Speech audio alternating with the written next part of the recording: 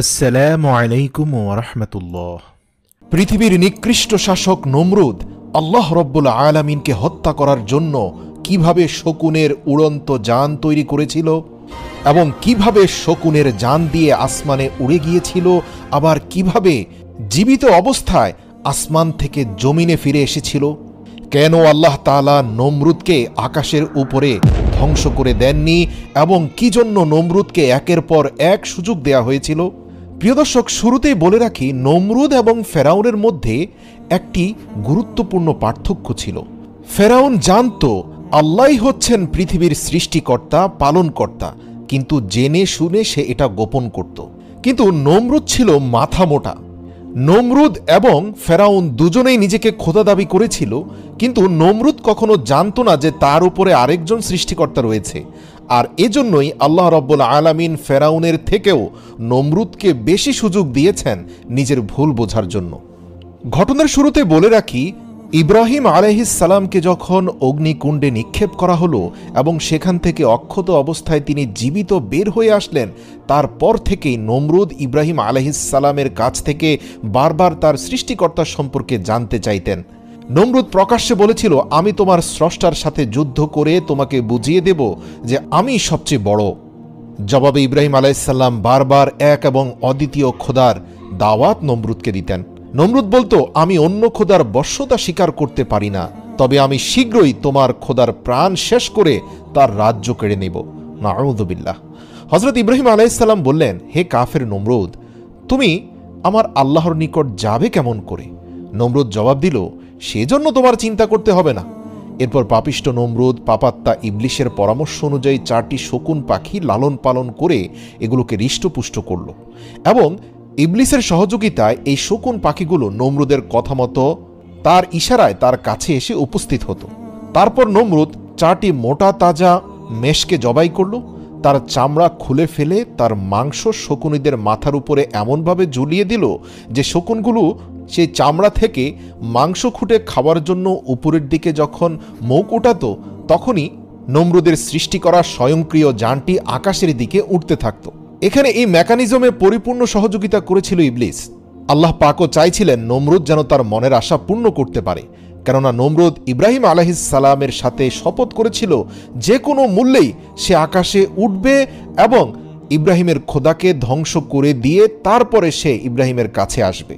তারপর নমরুদ যথারীতি তীর ধনুক নিয়ে একটি স্বয়ংক্রিয় যান তৈরি করল, যার 4টি কোণা রইল। 4 কোণায় 4টি শক্তিশালী শকুনকে বেঁধে দেওয়া হলো। ইবলিস শকুনগুলোর উপর ভর করল। অতপর শকুনগুলো নমরুদের ঝোলানো মেষের চামড়ার দিকে মুখ উঠানো মাত্রই যানটি আস্তে আস্তে উপরের দিকে উঠতে থাকলো, কেননা শকুনগুলো সেই মাংস খাওয়ার জন্য উঠছিল। এভাবে শকুন 4টা মাংস দেখে তা ধরার জন্য ক্রমে ঊর্ধ্ব অভিমুখে উঠতে লাগলো।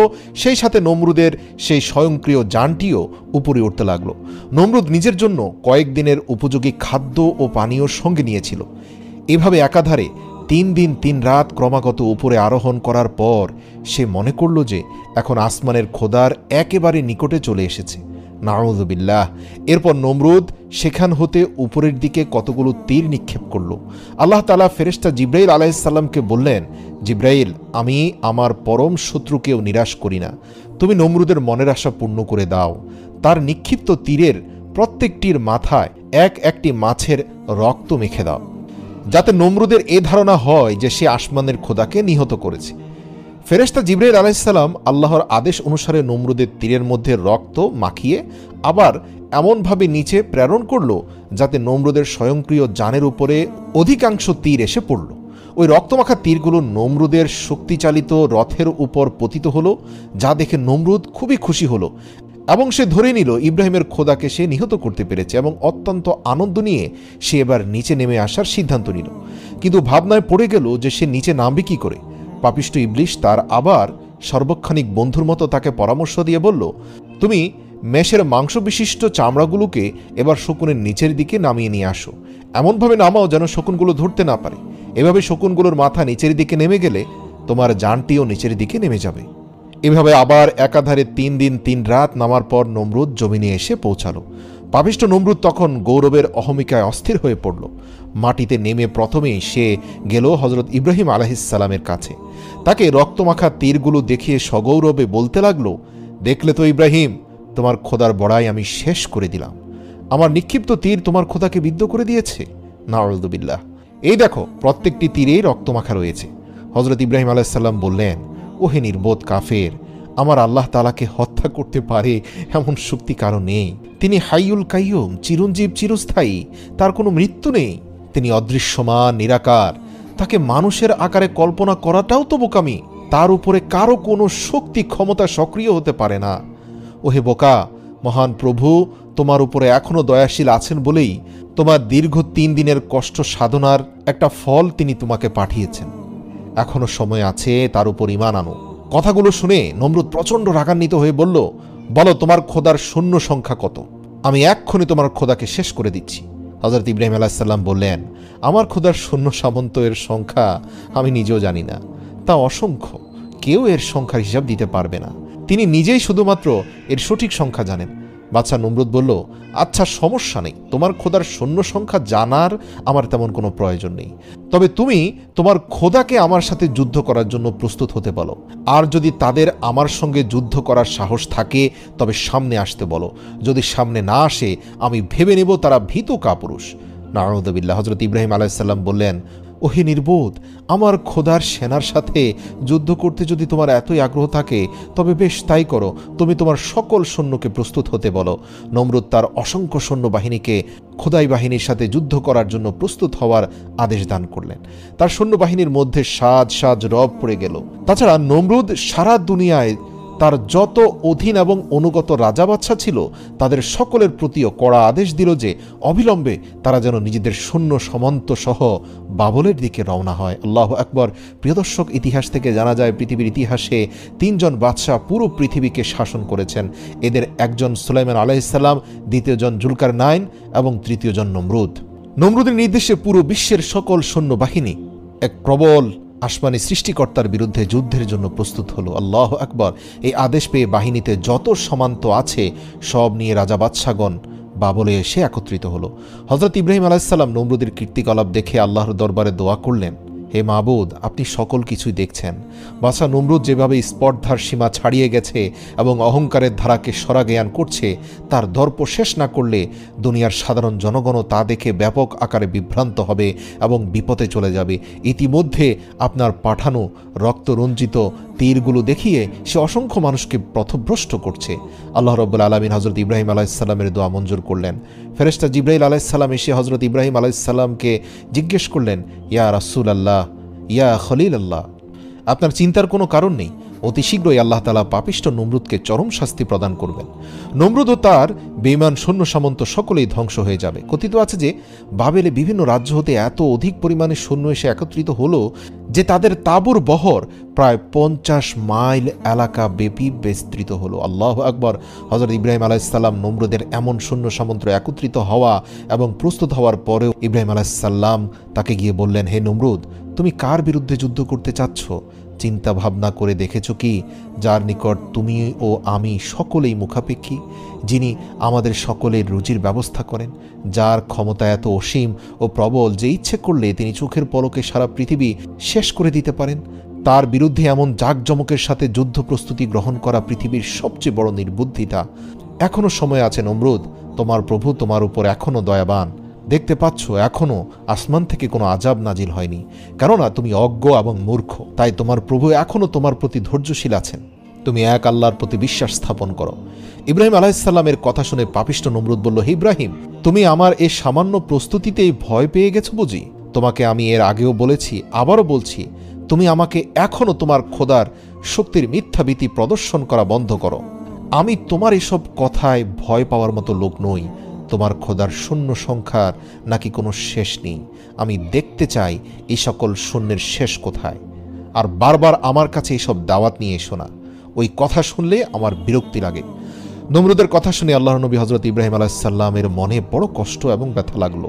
তিনি আল্লাহর দরবারে ফরিয়াদ করলেন, হে মাবুদ, আমি নমরুদকে তোমার পথে আনার ভুল চেষ্টা করেছিলাম, কিন্তু আমি যতই চেষ্টা করি ততই আমাকে দুর্বল ভেবে সে নিজেকে অজেয় শক্তির অধিকারী বলে মনে করে। অতএব এখন আর তার শাস্তির বিধান না করে পারা যায় না। সঙ্গে সঙ্গে আল্লাহর তরফ হতে ওহির মাধ্যমে জিজ্ঞেস করা হলো, হে আমার বন্ধু, তুমি বলো নমরুদের বিরুদ্ধে আমি কোন ধরনের সৈন্য পাঠিয়ে দেব? তখন হযরত ইব্রাহিম আলাইহিসসালাম আরজ করলেন, হে মাবুদ, নমরুদ যত বেশি বড়াই করুক না কেন, তোমার সামান্য একটি বাণীতেই তা ধ্বংস হতে পারে। অতএব আমি এ কামনা করি যে তাকে একটি ক্ষুদ্র শক্তি দিয়েই নির্মূল করে দিয়ে শিক্ষা দেওয়া দরকার যে দুনিয়ার শক্তি যত বিরাট এবং প্রবল হোক না কেন, মহান মালিকের একদম সামান্য ও ক্ষুদ্রতম একটি শক্তির নিকটও তা একেবারে দুর্বল, অসহায়। ইব্রাহিম আলাইহিস সালাম আল্লাহকে অনুরোধ করলেন, হে আল্লাহ, নমরুদকে কোনো বড় বাহিনী দ্বারা ধ্বংস করবেন না, যেভাবে আদ এবং সামুদকে ধ্বংস করেছেন, বা পুরো বিশ্বব্যাপী বন্যা দিয়ে আপনি নূহ আলাইহিস সালামের সেই পথভ্রষ্ট কাউমকে ধ্বংস করেছেন। বরং আপনি পৃথিবীর সবচেয়ে তুচ্ছ ও ক্ষুদ্র বাহিনী দিয়ে নমরুদকে শেষ করুন, যাতে মানুষের মগজের মধ্যে ঢুকে যায় যে মহান প্রভু আল্লাহ পুরো বিশ্বের শাসককে কত তুচ্ছ জিনিস দিয়ে ধ্বংস করতে পারেন। আল্লাহ তাআলা ইব্রাহিম আলাইহিস সালামের দোয়া কবুল করলেন এবং ইব্রাহিম আলাইহিস সালামের দোয়া অনুযায়ী আল্লাহ রাব্বুল আলামিন এক ঝাঁক ক্ষুদ্র মশা বাহিনী পাঠিয়ে দিলেন নমরুদের সেনা সামন্তকে ধ্বংস করে দেওয়ার জন্য। আল্লাহ রাব্বুল আলামিন বললেন, আমি মশা বাহিনী দ্বারাই নমরুদের অহংকার ধ্বংস করে দেব। ফেরেশতাগণকে আল্লাহ আদেশ দিলেন, কোহে কাহাফের একটি দরজা উন্মুক্ত করে মশাদেরকে পথ করে দাও। আল্লাহর আদেশ সঙ্গে সঙ্গে পালিত হলো এবং সে পথে মশার দল বের হয়ে দুনিয়ার সারা আকাশ ছেয়ে গেল। নমরুদ হযরত ইব্রাহিম আলাইহিস সালামের কাছে জিজ্ঞেস করল, কি হে ইব্রাহিম, আমার সৈন্যবাহিনী তো বহু আগে প্রস্তুত হয়ে আছে, তোমার খোদার সৈন্যবাহিনী কোথায়? হযরত ইব্রাহিম আলাইহিস সালাম বললেন, ওই যে আমার খোদার সৈন্যবাহিনীও এসে পড়েছে। আল্লাহ তাআলা মশাদের লক্ষ্য করে বললেন, তোমাদের জন্য আজ আমি উত্তম খাবারের ব্যবস্থা করেছি। তোমরা আজ নমরুদের সৈন্যদের রক্ত ও মাংস খেয়ে তোমাদের উদর পূর্ণ করো। হযরত ইব্রাহিম আলাইহিস সালাম আকাশের দিকে লক্ষ্য করে বললেন, ওই যে আমার খোদার সৈন্য আসছে। তখন নমরুদ ও তার সেনাগণ আকাশের দিকে তাকিয়ে দেখল যে একটা বিরাট ঘন কৃষ্ণবর্ণ মেঘের ছটা সারা আকাশকে আচ্ছন্ন করে ফেলেছে। তারা মনে করল যে এখনই মুষলধারে বৃষ্টিপাত শুরু হবে, কিন্তু সঙ্গে সঙ্গে তাদের সে ধারণা ভুল প্রমাণিত হলো। নমরুদ একটি নতুন ধরনের আওয়াজ শুনতে পেয়ে তার সৈন্যদেরকে আদেশ করল, তোমরা তোমাদের ডাক ঢোল এবং কাড়া নাকাড়া গুলো সজোরে বাজাতে থাকো এবং সকলে অস্ত্রশস্ত্র নিয়ে তৈরি হয়ে যাও। সম্ভবত ইব্রাহিমের খোদার সৈন্য নিকটে চলে এসেছে। আসামাত্রই তোমরা তাদের উপর এমনভাবে ঝাঁপিয়ে পড়বে যেন বিশ্ববাসী জানতে পারে এই পৃথিবীর খোদা নমরুদের শক্তি কত। জেনে রেখো, ইব্রাহিমের খোদার একটি সৈন্য যেন জীবিত ফিরে যেতে না পারে। মশার দল ঊর্ধ্ব আকাশে থাকতেই এমন এক গুনগুন আওয়াজ শুরু করল যে লক্ষ কোটি মশার দল সম্মিলিত গুনগুন আওয়াজে হৃদয় কাঁপানো এক আওয়াজের সৃষ্টি হয়ে গেল। সেই আওয়াজ এর কাছে নমরুদের সৈন্যদের ডাক ঢোলের আওয়াজ তলিয়ে গেল। মশার দল এসে নমরুদের প্রত্যেকটি সৈন্যের দেহের উপরে এমনভাবে আক্রমণ করল যে তাদের মাথা ও নাক, চোখ, পেট, পিঠ, হাত, পা কোনো জায়গায় বাকি রাখল না। সর্ব অঙ্গ প্রত্যঙ্গে মশা ছেয়ে গেল। এরা সর্বস্থানে এমনভাবে ধ্বংস করতে লাগলো যে তারা তখন তাদের অস্ত্র ফেলে দিয়ে দুই হাতে মশা তাড়াতে ও দেহ চুলকাতে শুরু করলো। কারো কারো নাক ও নাকের পথ দিয়ে মশা শরীরের ভেতর প্রবেশ করে মাথার মগজ কাটতে লাগলো, নাক দিয়ে রক্ত ছুটল এবং পেটের নাড়িভুড়িও মশা খেয়ে ফেললো। কোনো ক্রমেই কেউ তার শরীর মশামুক্ত করতে পারেনি। আল্লাহু আকবার! কেননা শরীরের একটি মশা তাড়াতে না তাড়াতেই অন্তত 100টি এসে নতুন করে কামড় লাগালো। প্রিয় দর্শক, আপনাদের উদ্দেশ্যে বলি, পৃথিবীর বর্তমান সময়ের সাধারণ মশা থেকে কয়েক হাজার গুণ শক্তিশালী এবং বিষাক্ত ছিল সেই মশাগুলো। সাধারণ মশা তো শুধু রক্ত পান করে, কিন্তু এই মশাগুলো শরীরের রক্ত, মাংস এবং মাথার মগজ খেয়ে ফেলতে লাগলো। এভাবে কিছুক্ষণের মধ্যেই নমরুদের প্রত্যেকটি সৈন্যের দেহের সমস্ত রক্ত, মাংস এবং মগজ শেষ হয়ে গেল। শুধু কতগুলো কঙ্কাল পড়ে রইল, লক্ষ লক্ষ কঙ্কালের সারি পড়ে রইল, আর মাংস পিণ্ড সব শেষ। আল্লাহু আকবার! সৈন্যগণ যে যেখানে দাঁড়িয়েছিল সে সেখানে একইভাবে দাঁড়িয়ে রইল কঙ্কাল আকারে। শরীরে কোনো মাংস নেই, মাথার ভেতরে কোনো মগজ নেই, কারণ নড়াচড়া করার মতো শক্তি রইল না। আল্লাহ পাকের হুকুমে এরা প্রত্যেকে দাঁড়িয়ে রইল। আল্লাহ পাকের অন্যান্য আযাবে বাতাসের প্রচণ্ড ঝাপটা থাকে, কিন্তু এই আযাবে একটু বাতাসও আসলো না যে কঙ্কালগুলো ডানে বামে পড়ে যাবে। দেখতে দেখতে সকলের জীবন শেষ হয়ে গেল। যুদ্ধের ময়দানে যখন এই অবস্থা, তখন বাদশাহ নমরুদ একটু দূর হতে তার সৈন্যদের এই দুরবস্থা দেখতে পেয়ে ভয়ে পালান করে নিজের মহলে এসে প্রবেশ করল। এবং তার বেগমের কাছে বলতে শুরু করলো যে কোথা হতে যেন অসংখ্য মশার ঝাঁক উড়ে আমার সকল শূন্যের রক্ত, মাংস ও মগজ খেয়ে ফেলেছে। তারা সবাই এখন প্রাণহীন অবস্থায় দাঁড়িয়ে আছে। আমি এভাবে না আসলে সম্ভবত এতক্ষণে আমার প্রাণ শেষ হয়ে যেত। নমরুদ যখন তার বিবির নিকট এই বিবরণ প্রদান করছিল, ঠিক সেই মুহূর্তে ওই মশা বাহিনীর সেনাপতি অর্থাৎ সবচেয়ে বড় মশাটি উড়ে এসে নমরুদের নাকের ছিদ্র দিয়ে মগজে প্রবেশ করে বারবার দংশন করতে লাগলো। তাতে অস্থির হয়ে মহাপাপী নমরুদ উচ্চস্বরে চিৎকার শুরু করলো। তার অবস্থা এমন হলো যে প্রবল যন্ত্রণায় সে দুমড়ে মুচড়ে গেল। ছোটাছুটি, দৌড়াদৌড়ি, লাফালাফি করতে লাগলো, কিন্তু কিছুতেই তার কিছু হলো না। আল্লাহ পাকের হুকুমে সেই মশা নমরুদের মগজও খেলো না, কিছুই করলো না। শুধু মগজের ভিতরে প্রচণ্ড রকমের পেইন অর্থাৎ যন্ত্রণা দিতে থাকলো। নমরুদের মাথার ভেতরে বসে সেই মশা নমরুদের মাথার মগজ নিয়ে খেলাধুলা শুরু করলো। অস্থিরতায় পাগলের মতো এদিক সেদিক দৌড়াতে লাগলো নমরুদ। এই মারাত্মক অবস্থা থেকে সে কিভাবে মুক্তি পেতে পারে উপায় খুঁজতে লাগলো। বাদশাহ দিশেহারা হয়ে নিজের পায়ের জুতা খুলে নিজেই তার মাথায় আঘাত করতে লাগলো। তখন মশাটির দংশন একটু কমলো, এতে নমরুদ আরাম বোধ করল। কিন্তু যেই মাথায় জুতার আঘাত করা বন্ধ করা হলো, অমনি আবার মগজে মশার দংশন শুরু হয়ে গেল। নমরুদ অন্যান্য বস্তু, আরামদায়ক বস্তু দ্বারা মাথায় আঘাত করলে কিন্তু মশার দংশন কমত না। শুধুমাত্র যখনই সে জুতা দিয়ে আঘাত করত তখনই মাথায় মশার দংশন কমত। তাই জুতা দ্বারা মাথায় আঘাত করার জন্য দুজন কর্মচারী রাখা হলো।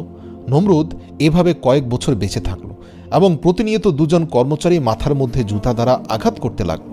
সবচেয়ে ইন্টারেস্টিং ব্যাপার হলো, নমরুদের মাথায় যত জোরে আঘাত করা হতো নমরুদ তত বেশি প্রশান্তি পেত। চিন্তার বিষয় বটে, আল্লাহ রাব্বুল আলামিন ইব্রাহিমকে অগ্নিকুণ্ডে নিক্ষেপকারী বাদশাহ নমরুদকে শাস্তি দেওয়ার জন্য এমন অভিনব কৌশল অবলম্বন করলেন যা পৃথিবীর ইতিহাসে অন্য কোনো পাপিষ্ঠকে ধ্বংস করার জন্য অবলম্বন করেননি।